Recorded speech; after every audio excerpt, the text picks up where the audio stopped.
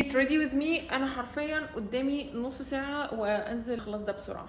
ليه بصور ده بدل ما البس وانزل على طول؟ معرفش، مش عارفه ليه انا عندي العاده ديت. لو المواعيد ليها علاقه بالشغل انا بعرف احسب التوقيت مظبوط. فكره التايم بلايندنس ديت مش موجوده عندي، عشان انا لو في الشغل بعرف احسبها صح، لكن حياتي الشخصيه لا، بتاتا absolutely not.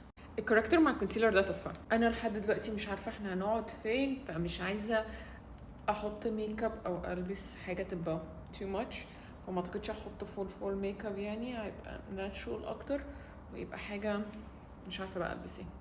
جه وقت بقى ان انا البس هدوم شتوي في دبي، فانا عايزه البس ده بس مش عارفه البس معاه ايه. الجيبه ديت مع التوب ده، قررت البس اللاجينجز ديت، وديت لاجينجز مش ستوكينجز، اوكي ده ولا ده؟ اوكي ده ولا ده؟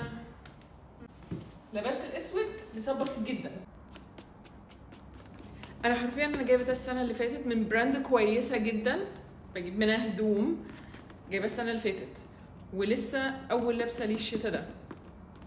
يعني مخدتش بالي خالص ان هو بيقشر كده، وعبال بس ما حطيته في رجلي وبتاع. اوكي انا كده ready to go.